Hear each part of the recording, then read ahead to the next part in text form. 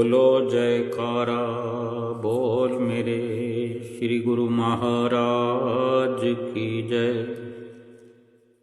सभी गुरुमुख प्रेमियों से सप्रेम जय सच्चिदानंद। आज श्री परमहंस अद्वैत मत की जो रचना है श्री आनंदपुर धाम, देश विदेश या यूं कहें कि पूरे संसार में चारों ओर दसों दिशाओं में चर्चा का विषय बना हुआ है। सभी के मुख पर जुबां पर ये सुंदर नाम श्रद्धापूर्वक लिया जा रहा है। अगर सोचें, विचार करें तो बहुत कुछ अनुभव हमें हो जाएगा, या यूं कहें कि हम इसी रचना के बिंदु पर खो जाएं। श्री परमहंस दयाल महाराज जी जो कि रचनाकार हैं, उनके जीवन चरित्र के बारे में विचार करें, उनके इन उपकारों के बारे में विचार करें तो ये पूरा जीवन हमारा सुखद और सरल प्रकार से व्यतीत हो जाएगा और हमें जीने का एक सबब मिल जाएगा, जीने का एक आधार मिल जाएगा। और इसी जीवन चरित्र को पढ़ने और पहचानने और जानने की कोशिश में ही हमारा लोक परलोक समर जाएगा कि किस प्रकार हमारे श्री परमहंस दयाल महाराज जी ने, पहली पातशाही गुरु महाराज जी ने इस संसार में जन्म लिया, अपने माता पिता के घर में किस प्रकार वो बाल्यकाल में पले बड़े, कि यूं तो सभी गुरुमुख प्रेमी जानते भी होंगे, समय समय पर सत्संग कथा में सुना भी करते हैं, ग्रंथ भी पढ़ा करते हैं, सुना करते हैं। आनंद संदेश में भी श्री परमहंस दयाल महाराज जी की बाल्य काल की लीलाओं का वर्णन भी आता है। जब वहाँ से छपरा कस्बा बिहार प्रांत की तरफ से, जो कि उनका जन्म स्थान रहा है, अपनी जन्म स्थली को छोड़कर जब सबसे फर्क हो गया परिवार की दृष्टि से, जो आपके लालन पालन करने वाले थे, माता पिता तो पहले ही शरीर छोड़ चुके, उसके बाद में भी आप जी का, जिन्होंने लाला नरहर प्रसाद जी ने और उनकी धर्मपत्नी जी ने आप जी का लालन पालन किया, उनसे भी फर्क हो गए। वे भी इस संसार को अलविदा कह करके शरीर को छोड़कर चले गए। अब आप स्वतंत्र हो गए और जिस मकसद के लिए, जिस लक्ष्य को लेकर इस संसार में, इस धराधाम पर आप आए, उस लक्ष्य के लिए आप रवाना हुए वहाँ से, उस जगह को छोड़ दिया और जंगलों में, वन में घूमते हुए कई वर्षों तक भजन सुमरन तप तपस्या करते हुए जब श्री परमहंस दयाल जी राजस्थान के जयपुर शहर में दाखिल हुए, जब यहाँ पहुँचे तो सबसे पहले दरीबा पान मोहल्ले में पहुँचे। वहाँ किसी व्यक्ति जो कि गुर्जर जाति का था, तो उस व्यक्ति से किसी साधु महात्मा के ठिकाने के बारे में श्री परमहंस दयाल महाराज जी ने पूछा। तो उसने, जो गुर्जर जाति का व्यक्ति था, उसने श्री परमहंस दयाल महाराज जी को नज़दीक ही ऐसे किसी स्थान का पता बताया और श्री परमहंस दयाल महाराज जी उस स्थान के बारे में पूछताछ कर ही रहे थे कि वहाँ फिर एक कवीश्वर कन्हैयालाल जी आपको साथ लेकर राधा कृष्ण कुंड के पास श्री जगन्नाथ जी के मंदिर में पहुँचे।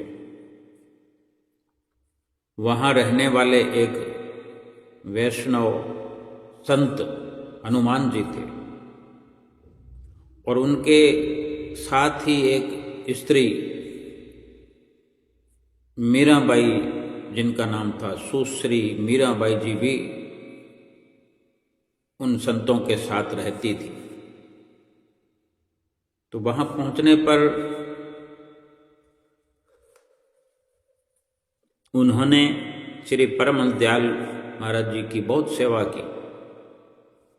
वे महात्मा अत्यंत विनम्र और परम श्रद्धालु व्रती के थे, यहाँ तक कि वे स्वयं महात्मा होकर भी आपके चरण दबाने लगे। किंतु आपने श्री परमहंस दयाल महाराज जी ने हाथ जोड़कर उनसे प्रार्थना की कि आप महात्मा हैं, ऐसा न कीजिए। पर मीराबाई जी ने आपकी एक भी नहीं सुनी और सेवा चाकरी करती रही। वे संत जो थे, संत हनुमान जी, वे रामायण के अच्छे जानकार थे, ज्ञाता थे और उन्होंने आपको राम कथा भी सुनाई। वास्तव में ही उनकी कथा वर्णन की शैली, लहजा बोलने का तरीका, शब्दों के उच्चारण का, भावार्थ का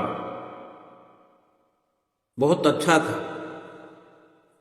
भावार्थ और उच्चारण आदि में एक ऐसी विशेषता थी जो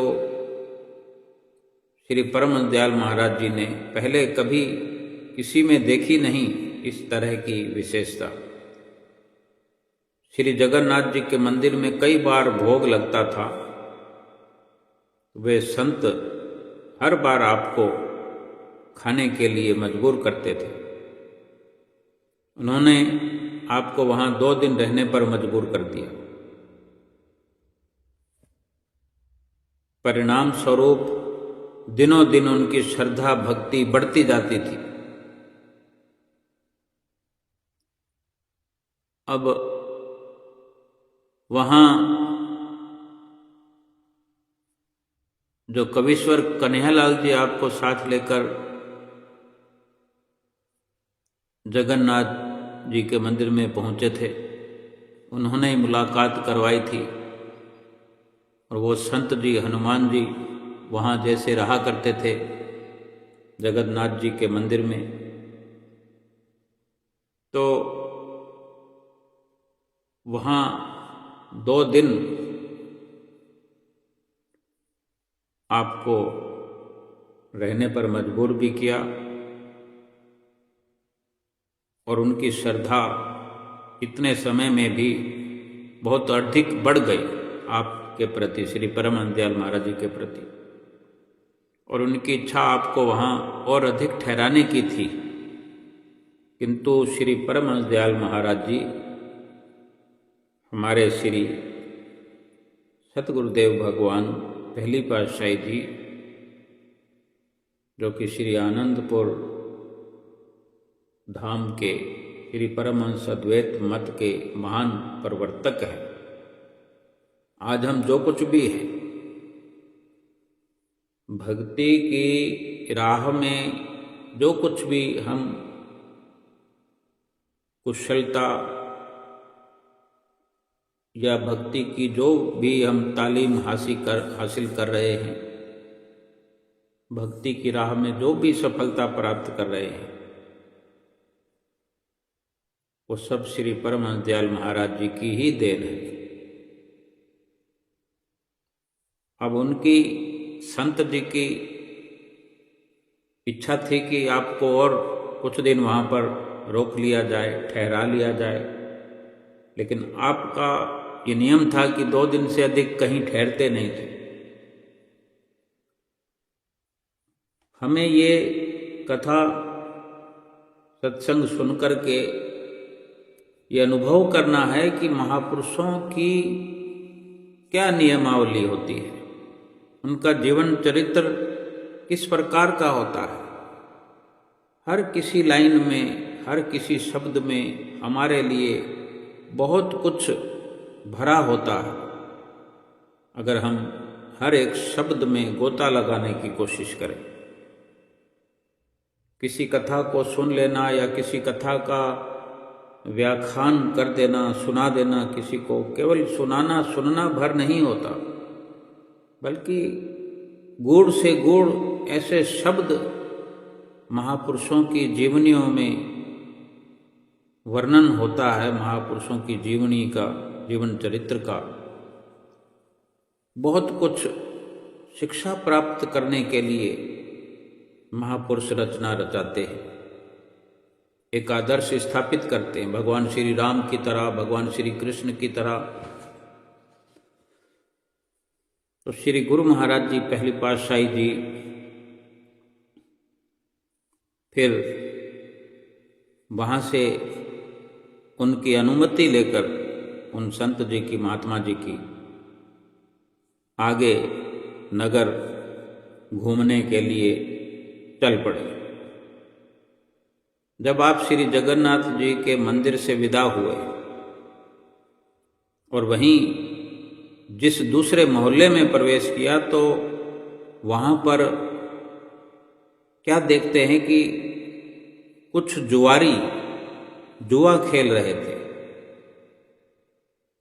उनसे आपने, श्री परमहंस दयाल महाराज जी ने किसी सत्संगी के मकान के बारे में पूछा कि यहाँ कोई सत्संगी व्यक्ति रहता हो तो वो बताओ। तो उनमें से एक वृद्ध व्यक्ति, जिसका नाम श्री गौरी शंकर था, तो गौरी शंकर ने बड़ी नफरत भरी निगाह से आपको देखा और उस वक़्त बहुत ही कठोर वचन गौरी शंकर ने आप जी से कहे, श्री परमहंस दयाल महाराज जी से। और वहीं पर उन्हीं लोगों में एक दूसरा व्यक्ति शंकर लाल भी मौजूद था। उसकी माता बहुत सत्संगी और हरि भक्त थी, किंतु बुरी संगत से उसे जुआ खेलने की आदत पड़ गई थी। लेकिन संतान में माता पिता के संस्कार थोड़े बहुत तो जरूर आते हैं। जो श्री परमहंस दयाल महाराज जी ने किसी सत्संगी के बारे में जिक्र किया,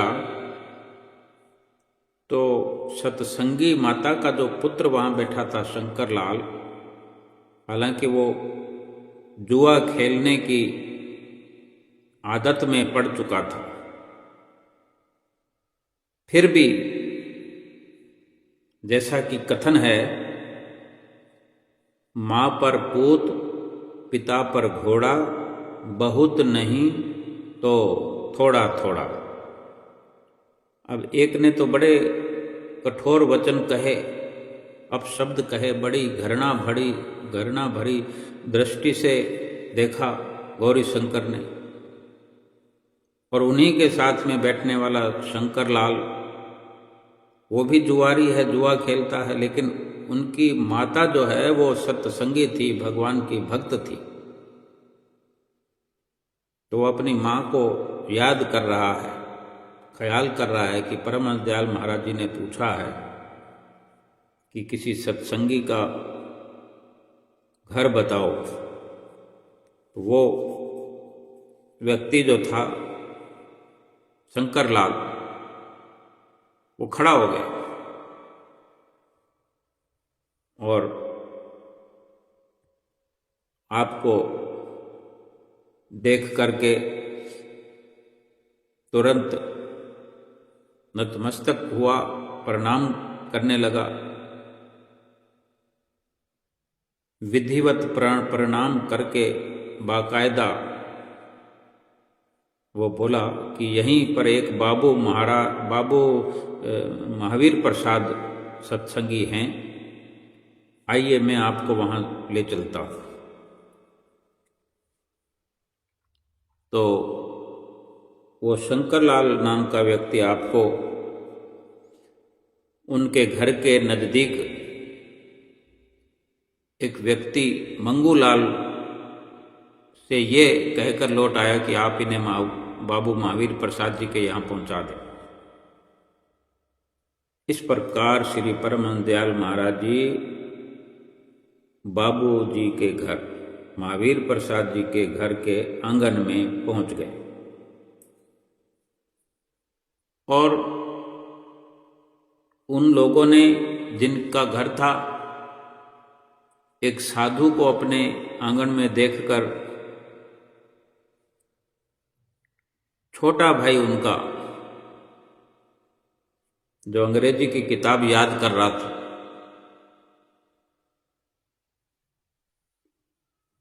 आटा वगैरह लेकर आया। किंतु आपने कहा कि हमें तो केवल बाबूजी से मिलना है, आटे वगैरह की हमें ज़रूरत नहीं है, भाई हमें कुछ नहीं चाहिए, हमें बाबूजी से मिलना है। तो बाबू महावीर प्रसाद जी किसी प्रिंटिंग प्रेस में काम करते थे और उस वक़्त वो तैयार हो रहे थे वहाँ जाने के लिए और तुरंत ऊपर से नीचे आ गए। ऊपर चुबारे में तैयार हो रहे थे, तुरंत नीचे आ गए और ओम नमो नारायण बोलकर बड़े स्नेह पूर्वक एक चौकी पर आपको बिठाकर सत्संग संबंधी वार्तालाप श्री परमहंस दयाल महाराज जी से उन्होंने की। और उसके बाद वे आपको, श्री परमहंस दयाल महाराज जी को, बाबू महावीर प्रसाद जी थोड़ी देर सत्संग की चर्चा, भक्ति की चर्चा करने के बाद श्री श्याम सुंदर लाल जी के मकान पर लेकर पहुँचे। और रास्ते में चलते चलते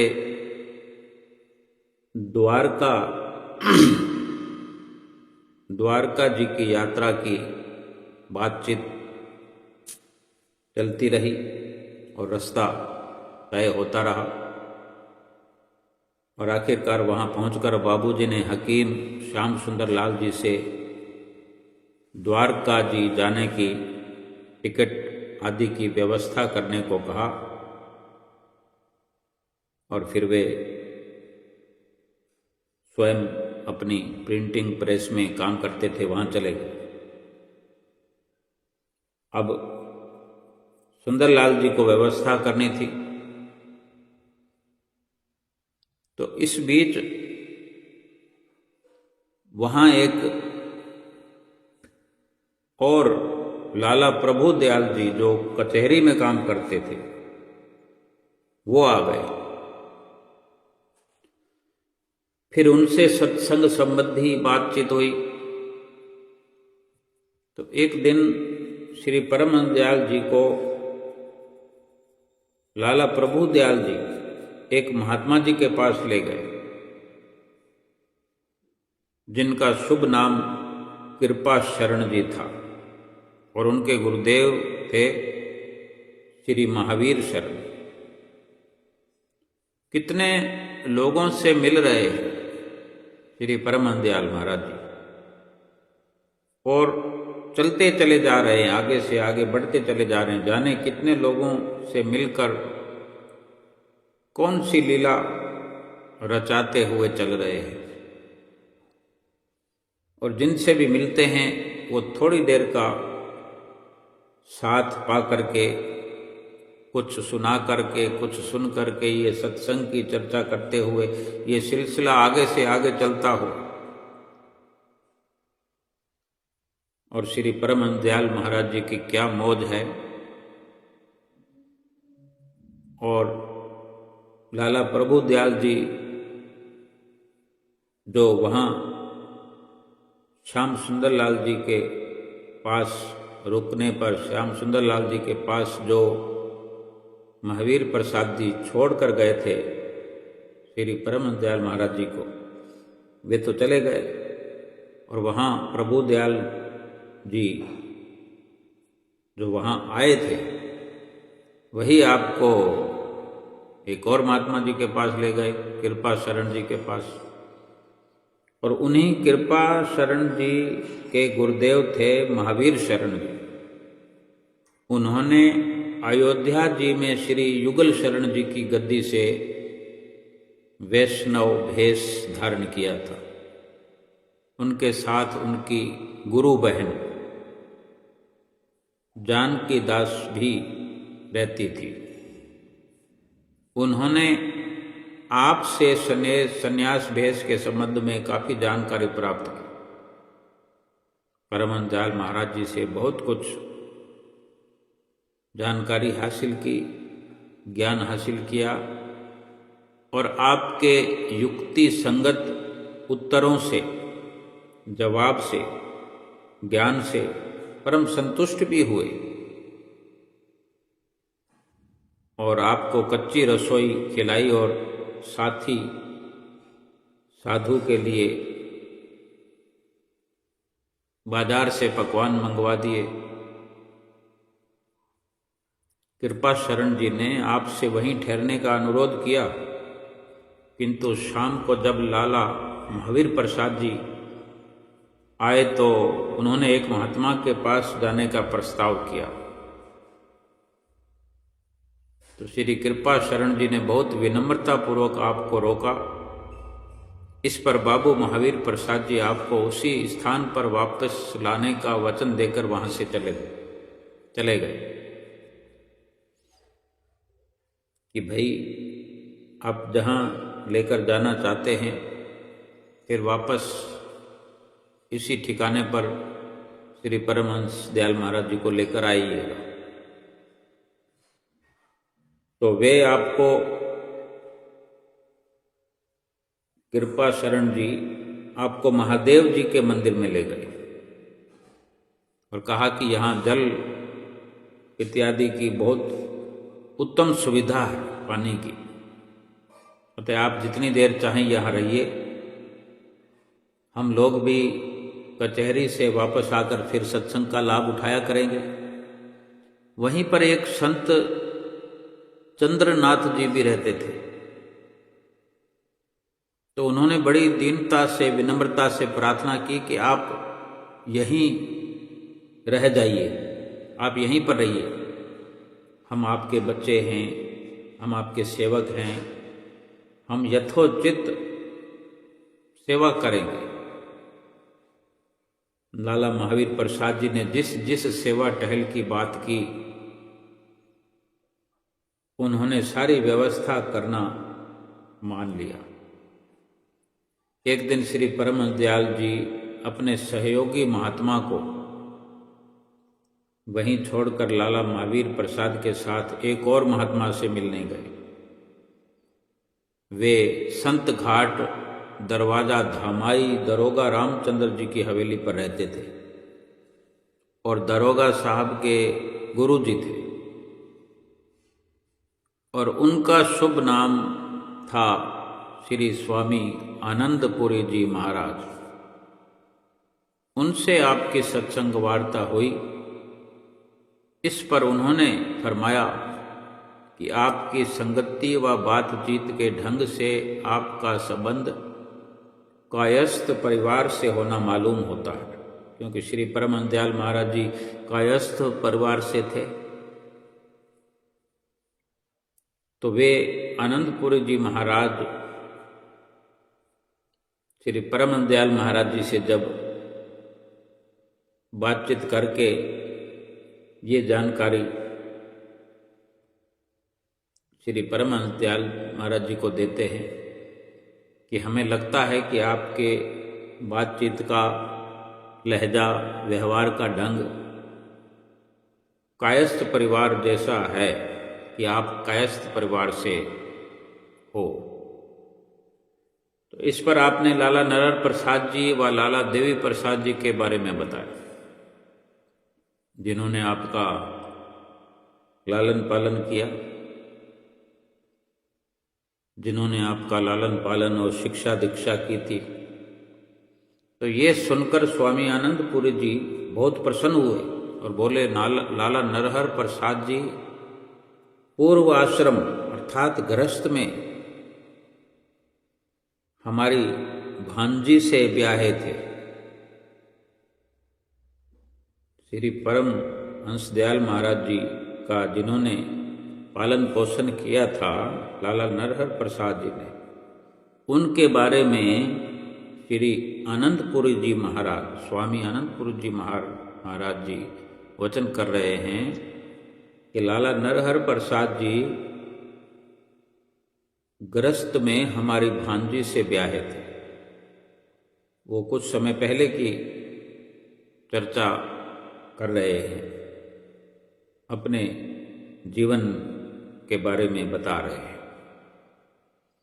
और फिर आगे कह रहे हैं श्री आनंदपुरी जी महाराज कि इस नाते से कि नरहर प्रसाद जी ने आपकी जो लालन पालन शिक्षा दीक्षा की है, आपका माता पिता की तरह पालन पोषण किया है और वही हमारे भांजी से ब्याहे गए, तो इस नाते आप हमारे दोहते हुए, नवासे हुए।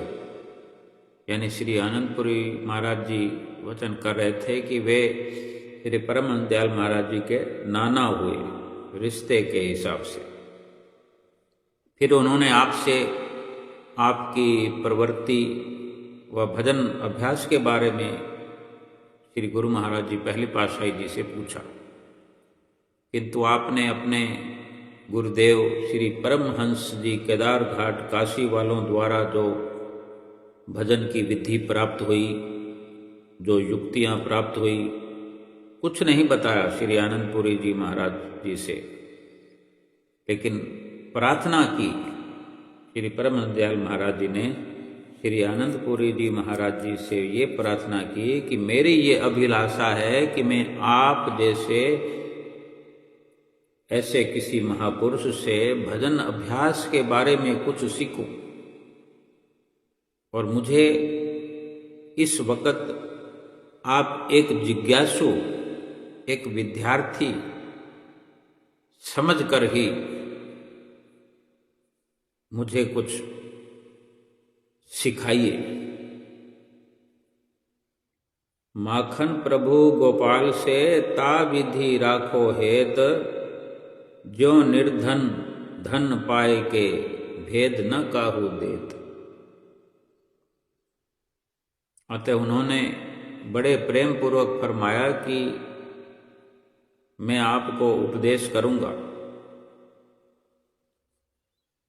और फिर उसके बाद आपको श्री परमहंस दयाल महाराज जी को सामने बिठाकर बहुत ध्यानपूर्वक जरबी प्राणायाम की विधि बतलाई और विशेष ध्यान अथवा तवज्जो बख्शी। श्री परमहंस दयाल महाराज जी के ये वचन है कि उस वक़्त उन्हें ऐसी अनुभूति हुई कि जैसे सूर्य की किरणें किसी स्थान पर पड़ती हैं, इसी प्रकार आपको अपने हृदय पर उनके विशेष ध्यान से प्रकाश दिखाई दिया। किंतु ध्यान की ये विधि आपके लिए कोई नई नहीं थी, बल्कि आपके गुरुदेव ने ये आपको पहले ही बता रखी थी और अन्य भी महात्माओं से श्री परमहंस दयाल महाराज जी को पहले पता चला था। क्योंकि गुरुदेव की आज्ञा इसे प्रकट करने की नहीं थी, इसलिए ये रहस्य गुप्त ही रखा। इस प्रक्रिया के बाद लाला महावीर प्रसाद जी ने सुझाव दिया कि जो लोग यहाँ उपस्थित हैं उन्हें प्रसाद मिलना चाहिए। फिर उसके बाद स्वामी आनंदपुरी जी का संकेत पाकर उस समय जो कलाकंद व बतासा वहाँ पर प्रसाद रखा था, उन्हें प्रसाद रूप में ही सबको बांट दिया गया। तब लाला महावीर प्रसाद ने सब लोगों पर यह प्रकट कर दिया कि श्री परमहंस दयाल जी आज से हमारे गुरु भाई हुए। और जब ये चर्चा हो रही थी, ये सत्संग जब हो रहा था, ये बातचीत हो रही थी, तो उस वक़्त शाम के 5 बज रहे थे। जैसे रोज शाम को 5 बजे श्री दर्शन हाल में गुरुमुख प्रेमी श्री गुरु महाराज जी के चरणों में बैठ कर के श्री दर्शनों का लाभ उठाया करते हैं। आज तो श्री दरबार की ये मर्यादा ही बनी हुई है कि जो भी गुरुमुख प्रेमी श्री दरबार में पहुंचते हैं वो 5 बजे के समय को एक अलार्म के तौर पर अपने दिमाग में फिट कर लेते हैं। 5 बजे से पहले ही अपने दिमाग में हलचल तेज हो जाती है कि दर्शन खुलने वाले, चाहे श्री गुरु महाराज जी श्री आनंदपुर में हो या श्री प्रयागधाम में हो। तो उस वक़्त भी ये शाम के समय का 5 बजना था, प्रसाद बटा था, सत्संग हुआ था और वहाँ पर एक ब्राह्मण पुजारी और एक स्त्री विधिनाथ, एक पुजारी ब्राह्मण और स्त्री विधिनाथ, वे भी स्वामी आनंदपुरी जी से उपदेश लेने आई थी। उनके अलावा और भी कई साधु मौजूद थे। उन सबको बड़ी खुशी हुई क्योंकि वे स्वामी जी के शिष्य थे और उनके दिल में हर समय यही चिंता रहती थी कि हमारे गुरु महाराज जी काफ़ी वृद्ध हो गए हैं, परंतु कोई ऐसा योग्य व्यक्ति नहीं मिला जिसको हम उनका उत्तराधिकारी माने। ये जितने वहाँ पर साधु उपस्थित थे, जितने भक्तजन थे, उन्हीं में से उन्हीं के विचार थे, उन्हीं की ऐसी सोच थी श्री परमहंस दयाल महाराज जी के प्रति।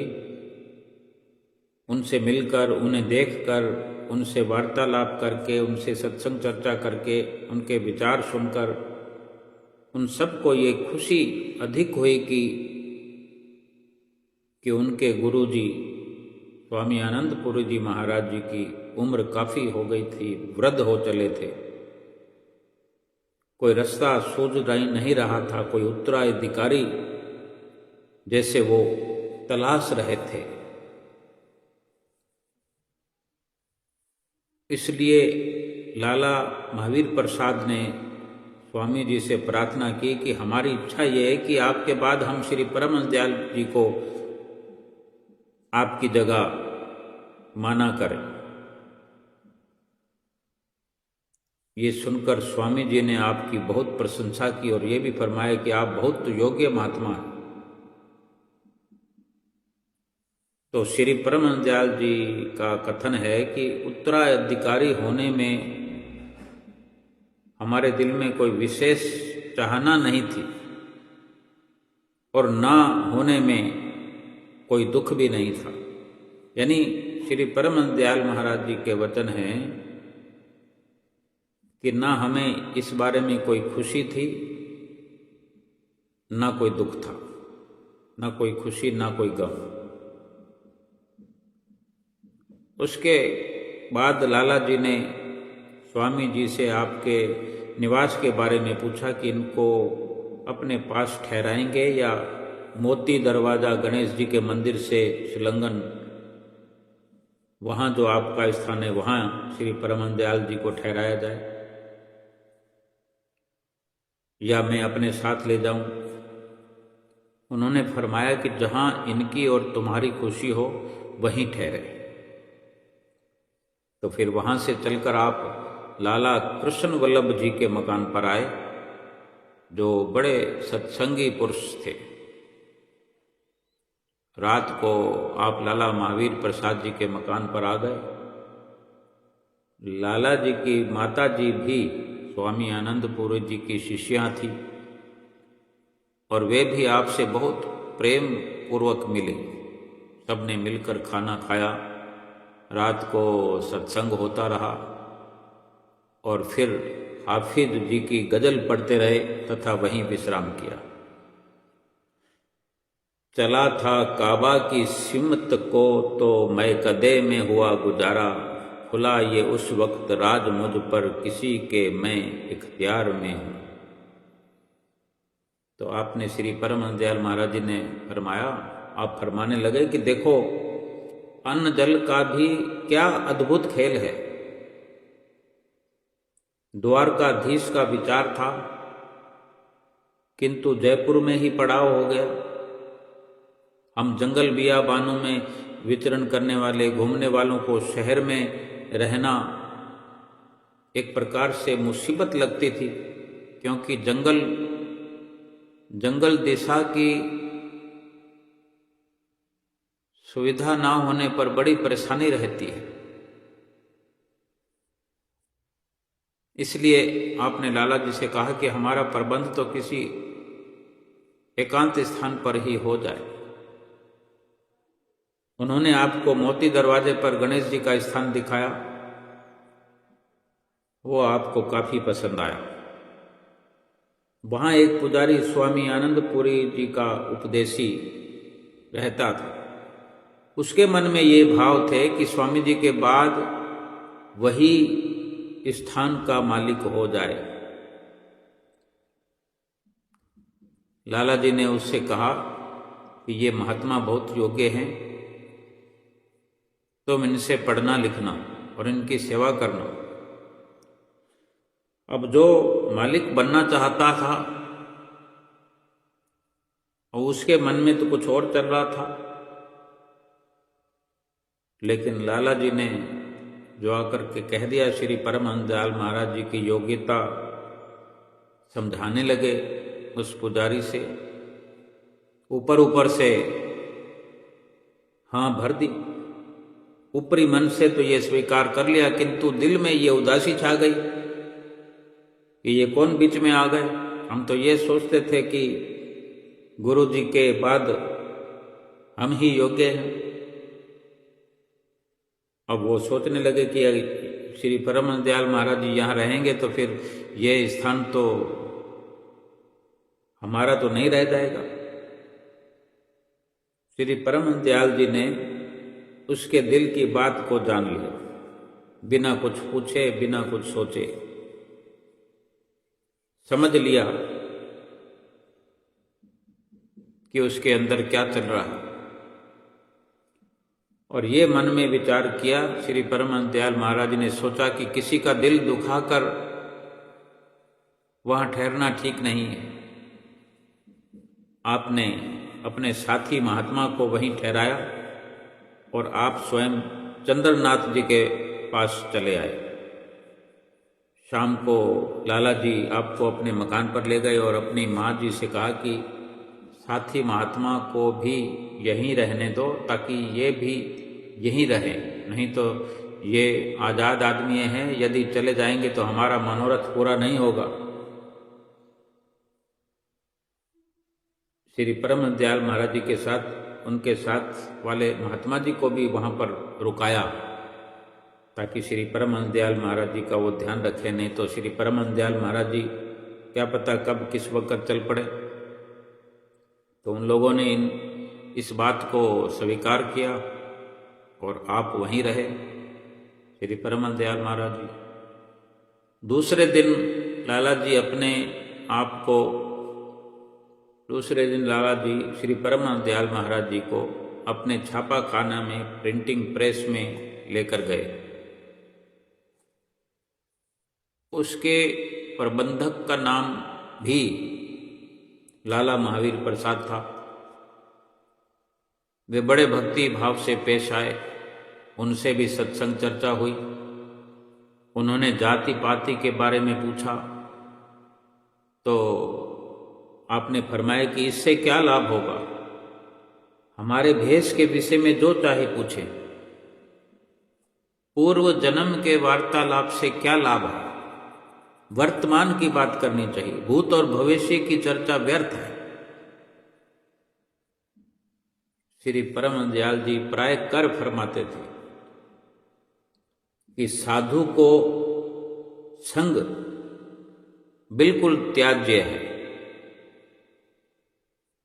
यदि साथ का संग का त्याग न कर सके तो सज्जनों की संगत करनी चाहिए। अगर संगत करो तो सज्जनों की करो, क्योंकि सत्पुरुषों की सोहबत एक दवा के समान है, औषधि के रूप में काम करती है। कामना का भी त्याग जरूरी है। यदि कामना करनी ही है तो मुक्ति की कामना होनी चाहिए। अतः संगत सज्जनों की और कामना मुक्ति की ही करने से कल्याण संभव है। इसके अलावा जो भी संगत की जाती है उसका परिणाम कभी भी अच्छा नहीं निकलता। आप जी का ही कथन है कि लाला महावीर प्रसाद के जितने भी सत्संगी भाई थे उन्होंने आपको भोजन पर आमंत्रित करना शुरू कर दिया। आपका हमराही साधु लाला महावीर जी के यहाँ पर ही रहता था। इस अवधि में लाला जी की माता जी और घर की दूसरी स्त्रियों ने उनसे बातचीत की और उसके जीवन का सारा ब्यौरा प्राप्त किया। फिर उन्होंने उसे परामर्श दिया कि तुम अपने घर लौट जाओ, और परिणाम स्वरूप वो साधु आपकी अनुपस्थिति में अपने घर गया जी चला गया। गुरुमुख प्रेमियों, श्री परमहंस दयाल महाराज जी की जीवन लीला के बारे में, जीवन चरित्र के बारे में, उनके नक्शे कदमों के बारे में, उनकी परोपकारिता के बारे में जितना भी हम सोचें, विचारें, अनुमान लगाएं, अनुभव करें, हर शब्द से खुशबू, महक प्राप्त होती है। और महक और खुशबू ऐसी कि आंतरिक जीवन महक उठे। ये लोक हमारा महकने लगे और परलोक भी महकने लगे। और आज हम अपने जीवन में देखें, हम तन को, अपने शरीर को महकाने में लगे हुए हैं। खुशबूदार चीज़ें लगाते हैं कि हम जहाँ से भी गुजर जाएं तो ये हमारे शरीर पर, हमारे जिस्म पर खुशबू लगी हुई जो खुशबू बिखेरती चली जाए। पर क्या अपने मन अर्थात विचारों को भी खुशबूदार बना पाते हैं? श्री गुरु महाराज जी की जो बड़ी उत्तम वचनावली है कि अव्वल तो संगत करो ही मत, क्योंकि साधु को तो संगत करनी नहीं है। अगर जरूरी समझें कि कोई साथ होना ही चाहिए, कोई साथ करना ही है, तो ऐसे संत जनों की संगत करें, सत्पुरुषों की सोहबत करें, सत्पुरुषों का, सज्जनों का, संतों का, महात्मा जनों का, सत्संगियों का जो साथ है, जो संगत है, वो दवाई का काम करता है। ऐसे भी किसी भी प्रकार की कामना का होना साधु के लिए ठीक नहीं है। कामना का भी त्याग करना जरूरी है। फिर भी सुझाव दिया कि अगर कामना करनी ही है, कोई इच्छा रखनी ही है, तो अपनी मुक्ति की कामना होनी चाहिए। मुक्ति का ख्याल होना चाहिए,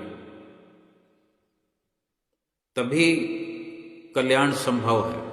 आत्मा का कल्याण तभी होगा संतों की संगति और मुक्ति की कामना। अगर इसके अलावा, संतों के अलावा कोई भी संगत है, रहते संसार में ही हैं, रहना संसार में ही है, लेकिन किसी संग का, किसी साथ का ख्याल हमारे हृदय पटल पर जमा हुआ है, किसी का अक्ष हमारे हृदय में लगा हुआ है, किसी की फोटो, किसी की तस्वीर हमारे मस्तक पर छपी हुई है, ये साथ है, ये संग है। यूं तो शारीरिक रूप से तो हम सफ़र करते हुए हजारों की भीड़ में साथ चलते हैं, थोड़ी देर बातचीत का होना भी संभव है, मुलाकात का होना संभव है, उठना बैठना खाना पीना ये भी संभव है। रेलगाड़ी में कितने लोगों का साथ मिलता है। किसी मेले में चले जाते हैं तो कईयों का, अनेकों का साथ हो जाता है, थोड़ी थोड़ी देर में साथ बदल जाता है। उनका किसी का भी अक्ष, किसी का चेहरा, किसी का फोटो हमारे मन मस्तिष्क पर नहीं लगता, क्योंकि इस नजरिए से उस संगत को नहीं किया जाता। संगत वो जो किसी के हम आदी बन जाएं, किसी का चेहरा लिए घूमते रहें, उसको याद करते रहें, उसकी बातें याद करते रहें। अगर इस प्रकार से कोई छाप बनानी है तो वो संगत जो सज्जन पुरुष की हो, सत्पुरुषों की संगत हो, साथ हो, उनकी सोहबत हो। और अगर कुछ कामना रखनी है तो संसार के किसी भी सामान की, किसी चीज की, चाहे खाने की हो, पहनने की हो, रहने की हो, ओढ़ने की हो, बिछाने की हो, कामना नहीं करनी है। किसी भी संसारिक साजो सामान का उपयोग करने के लिए कोई मना नहीं है, लेकिन दिल में किसी को, किसी वस्तु को बसाना, किसी वस्तु की कामना रखना, ख्याल बना के रखना, अगर ऐसा जीवन चरित्र है तो फिर परिणाम बहुत ही बुरा होता है। और श्री गुरु महाराज जी ने यही पूरे सत्संग का सार बताया। और हमारे